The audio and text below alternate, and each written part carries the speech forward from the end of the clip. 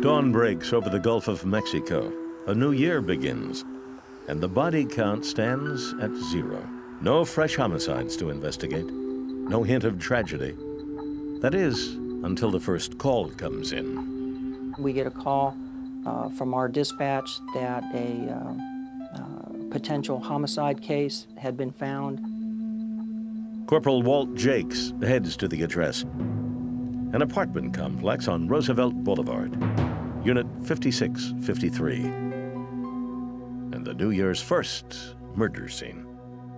She was on the floor in the bedroom. She was nude from the waist down. She is 23-year-old Lori Colanino, a college student and cocktail waitress, found dead inside her own apartment. Inside, her purse was found in the kitchen area, so it didn't look like robbery as far as somebody trying to take her purse or valuables. This was a sexual assault of some type that had gone bad. The wounds are numerous and deep, providing a bit of insight into the ferocity of the attack. To stab that deeply that many times, there was a tremendous amount of force being used by this person, which to me shows a high level of anger. He was very motivated to kill her. This was not just stab and run out of the apartment. This was stab and stab and stab to make sure that she was dead. A technical team processes the scene for prints and uses a laser light to search for bodily fluids, but turns up nothing. Meanwhile, homicide detective Patricia Jewell begins to unravel the last moments of Lori Colanino's life. Jewell's first priority: interview a man who claims he was actually talking to Colanino on the phone when she was attacked.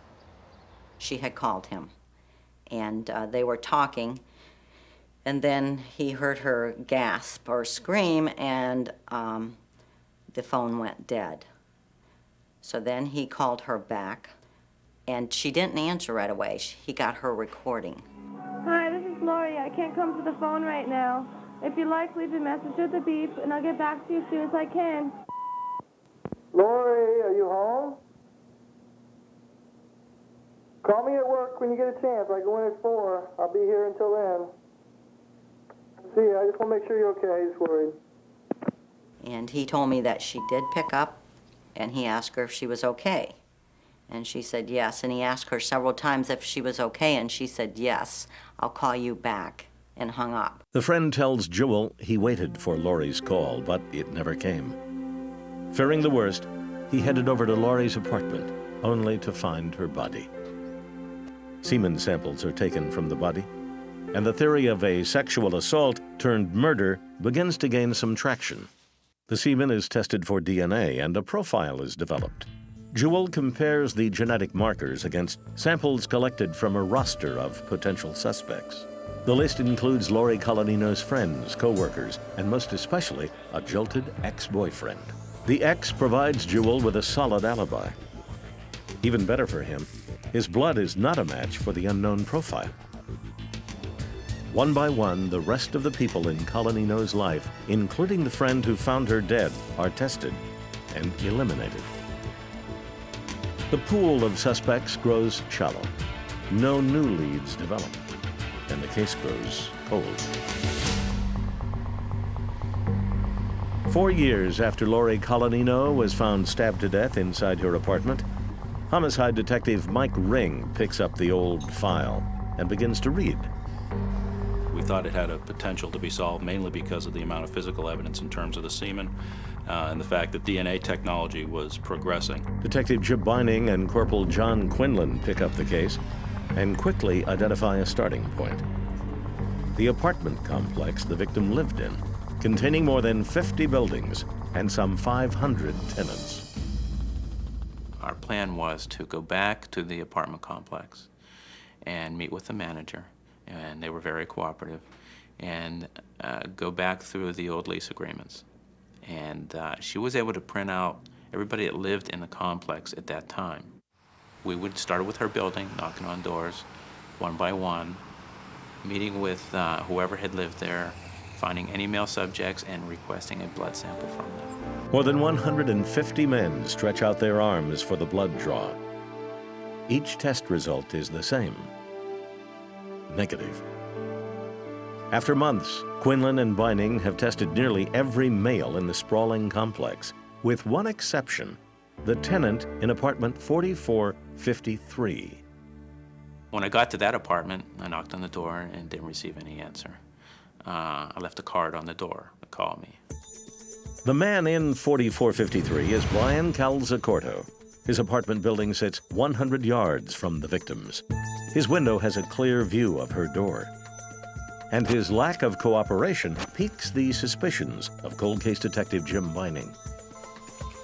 What I did then is caused me to start doing a little bit of a background check on him, and started inquiring about the Calzacorto family, and found that he had been a suspect in a homicide to his father in Pennsylvania.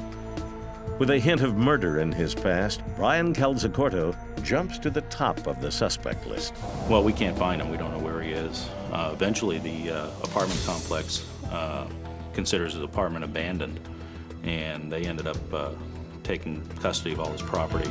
Brian Calzacorto is now more than a person of interest in the death of Lori Coladino.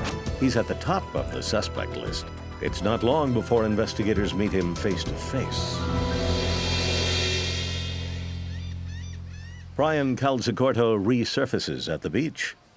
He'd been caught stealing purses and things off of people who were in the water while they're at the beach. He's stealing stuff off the blankets. So he gets arrested. Cold case detectives catch wind of the arrest and head to Pinellas County Jail, where they brace Calzacorto about the murder of Lori Coladino. Calzacorto claims he heard of the killing but knows nothing further. So at that point, I hit him with, "Hey, we can eliminate you from this case. I want blood samples and saliva sample."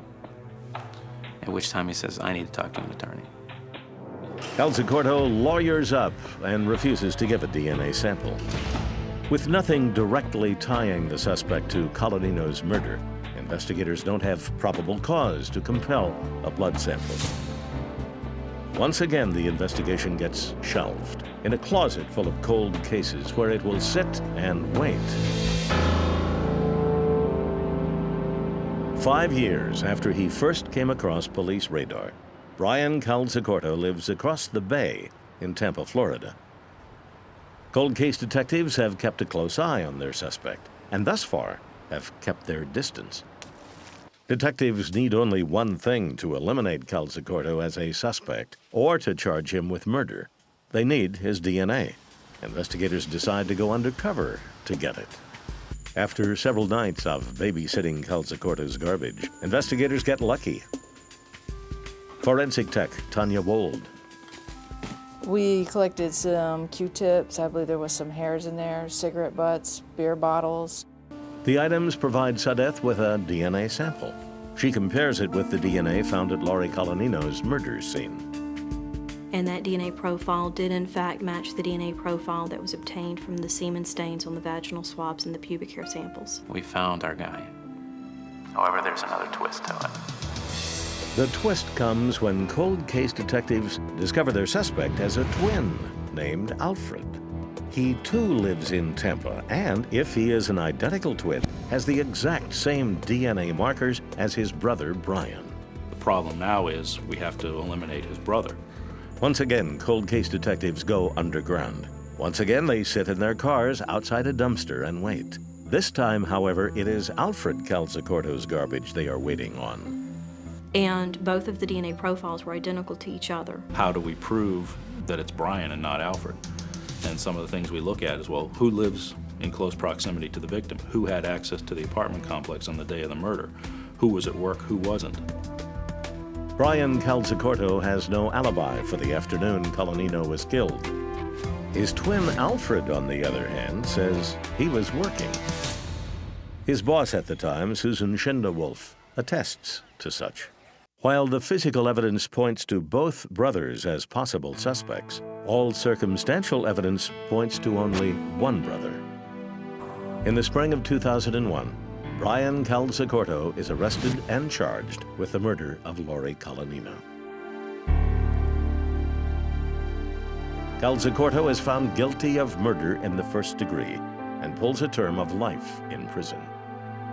It's great gratification. However, we do it for the family. They're the ones that have sat for 11 years with no justice. It would have been real easy to throw it down and say, we ain't gonna be able to solve this. Persistence, it pays off.